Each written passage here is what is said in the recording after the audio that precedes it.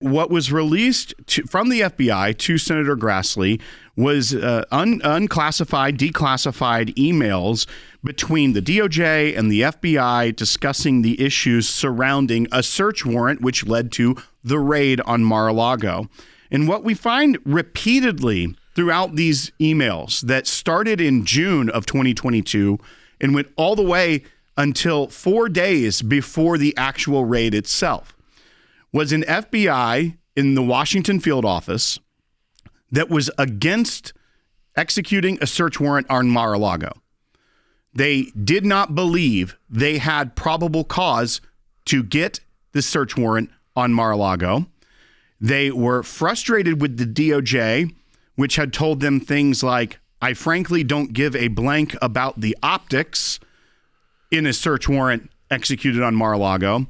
And this was all memorialized in memos, in emails, as the DOJ continued to push forward with a raid on Mar-a-Lago. We see that the FBI was concerned about this. And so I wanted to turn to our chief counsel, Jay Sekulow, now and get your thoughts on this. When you saw this news came out about the FBI's response to it, what was your first impression on this? Well, that the FBI agents that raised the concern about the lack of probable cause were correct.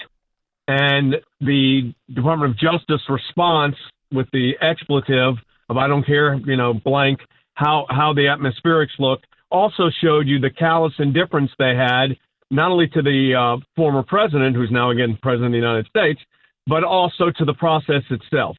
So I think this is not surprising, but I do really believe at the end of the day that there will be people held accountable. I know that's the great frustration, but we're seeing that already. There's hearings, there's oversight hearings. We're being very aggressive at the ACLJ in our government accountability project, going after these issues. So I'm optimistic that those responsible will be held liable. Does it take time? You bet. But I'm optimistic that at least the information's coming out and there'll be action taken on it. Yeah, I mean, they say, the FBI, they didn't believe it had probable cause. I mean, that's huge right there. But they also said this is not the actual best way to retrieve documents. This is for the optics. That's what it's all about. It is for the raid, the criminalization of the former president at the time, when in fact, usually when these kind of situations come up and such shortly after someone leaves office, if the FBI really just wants to go back to retrieve documents to make sure they're in the right place, they would do so in a much more calm way, speaking with the former president's team and go in there and get the files they need. They wouldn't do a raid with guns out. Remember what they were trying to do here, and this is important. They were trying to disqualify President Trump from running again. So you had it in two contexts. You had all these indictments that came down, authorized by Merrick Garland, known by Joe Biden, who was president, while President Trump was running for re-election. And at the same time, and this is, I think, equally important, they were already planning to try to get him removed from the ballots of various states so he wouldn't get the nomination if, in fact, which he was, the Republicans' nominee for president. We know that firsthand because we represented the Republican Party of Colorado at the Supreme Court of the United States on that very issue. So one of the ways that we talked about this yesterday, Logan and I, was when you think about the context of the work the ACLJ was doing at the same time as this going on.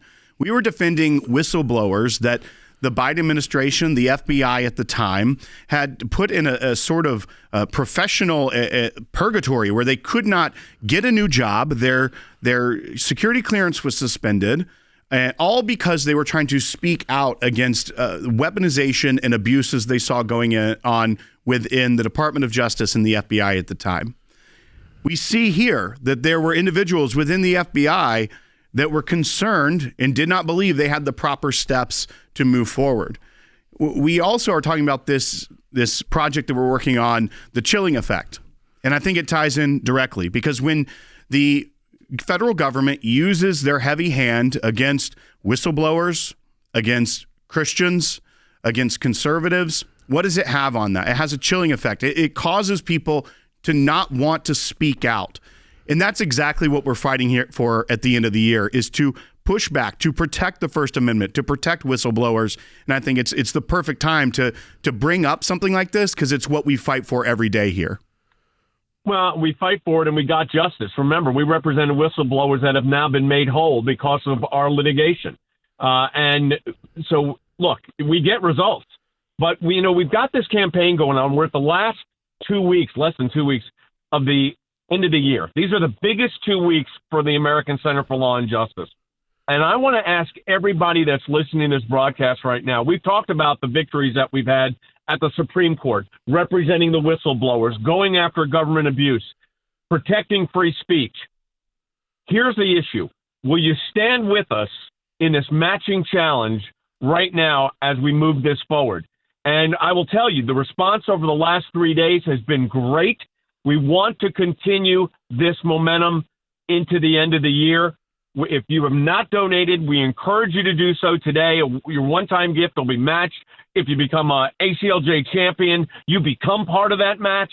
So there's multiple ways you could stand with us. I encourage everybody that's listening to this broadcast right now, if you appreciate the work of the broadcast that's going on, we don't put things, as Logan says, behind paywalls. If you appreciate the legal work that we're doing, if you appreciate the government affairs work that we're doing, then stand with us right now as we stand for freedom of speech and liberty and protect your right to speak your mind. That's right. Thank you so much for joining us today. And Jordan, we're going to get into this some more. We've got some other topics, as well as Congressman Moskowitz will be joining us in the back half. But that message there at the end, this is the final 2 weeks of the year as we really build towards what we can do in 2026 with all this momentum. It's such an important time to stand with the ACLJ at aclj.org. That's right. I mean, it's a critical time for the legal work. We'll be filing more at the Supreme Court before the end of the year. So we'll get into that even maybe next week before we hit the end of the year. And then as well, we're preparing for, this is what sets us up for the resources that are going to be available to kick off 2026. And so that's very key for us, the American Center for Law and Justice. And why? If you go to aclj.org/voice and this Raise Your Voice Week, and we put together this new film as well about all the different kinds of speech that we are working to defend, from political speech to religious speech to live speech to speech on Israel. I mean, the list goes on and on.